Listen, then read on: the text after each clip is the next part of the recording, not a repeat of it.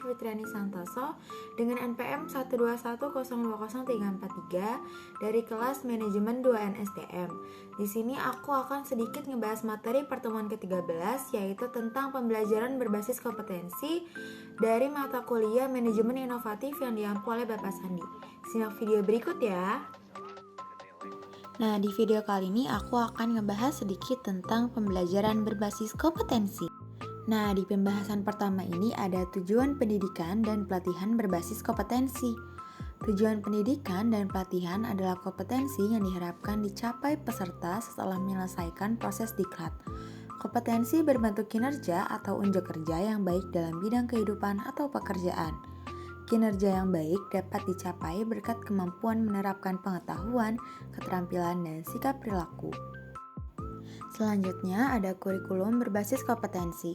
Kurikulum berbasis kompetensi adalah kurikulum yang ditunjukkan untuk menciptakan tamatan yang kompeten dan cerdas dalam membangun identitas budaya dan bangsanya.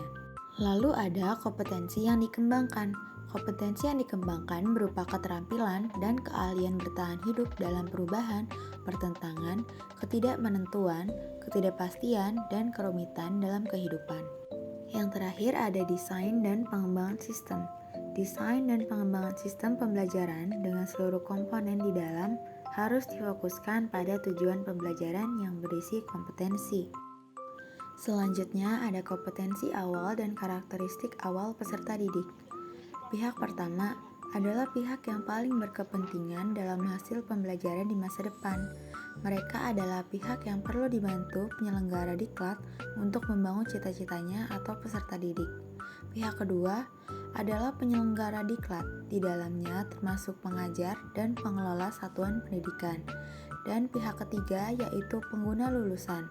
Mereka adalah yang berkepentingan untuk mendapatkan lulusan sesuai kebutuhan lapangan kerja. Kemudian ada perbandingan antara kemampuan dan kompetensi. Yang pertama ada kemampuan. Kemampuan menjelaskan cara membuat proposal penelitian, sedangkan kompetensi membuat proposal penelitian yang baik. Yang kedua, kemampuan menjelaskan cara menulis laporan penelitian, sedangkan kompetensi membuat laporan penelitian yang baik. Yang ketiga, kemampuan menguraikan cara penggunaan peralatan laboratorium fisika dengan baik, sedangkan kompetensi menggunakan peralatan laboratorium fisika dengan baik. Kemampuan menguraikan cara sopan santun dalam kehidupan masyarakat, sedangkan kompetensi berperilaku sopan santun dalam kehidupan masyarakat. Yang terakhir, kemampuan menguraikan bentuk perilaku gotong royong sesuai ajaran Pancasila, sedangkan kompetensi bergotong royong sesuai ajaran Pancasila. Lalu ada hubungan kompetensi dan strategi pembelajaran. Pendesain pembelajaran diharapkan dapat melaksanakan kegiatannya secara bertahap, yaitu yang pertama, dengan menentukan tahapan dan langkah kegiatan pembelajaran dengan urutan isi yang diarahkan pada pencapaian kompetensi. Demikian pula pada saat menentukan metode, media, alat, dan alokasi waktu harus mempertimbangkan kesesuaian unsur dalam strategi instruksional dengan kompetensi dalam tujuan pembelajaran.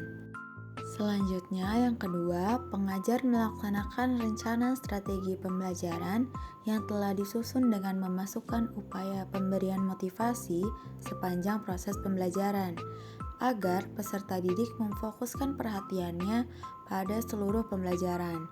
Upaya pemberian motivasi berupa pemberian pujian, penguatan, pemberian latihan relevan, dan menanamkan keyakinan kepada peserta didik bahwa ia secara bertahap akan berhasil mencapai kompetensi yang ada pada tujuan pembelajaran. Kemudian selanjutnya ada hubungan kompetensi dan pengajar atau fasilitator.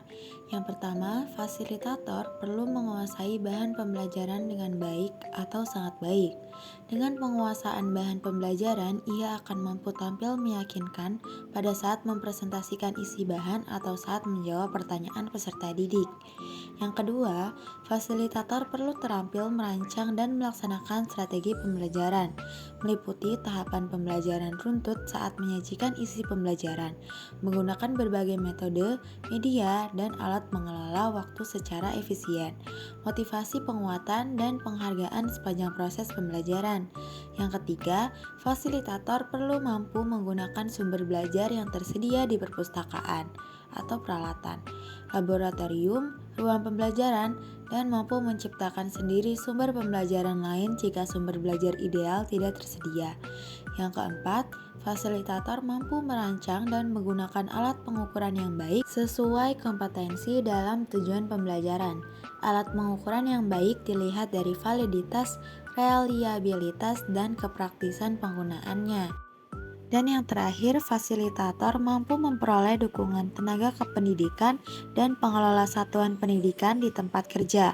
Dukungan tenaga kependidikan berupa penyediaan ruang pembelajaran dan peralatan yang tersedia dari pimpinan satuan pendidikan mendapat keleluasaan berkreasi dan berinovasi dalam melaksanakan pembelajaran.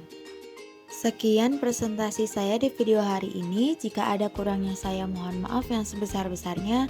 Semoga apa yang saya sampaikan berguna untuk diri saya sendiri dan banyak orang pada khususnya yang menonton video ini. Terima kasih yang udah nonton. Assalamualaikum warahmatullahi wabarakatuh.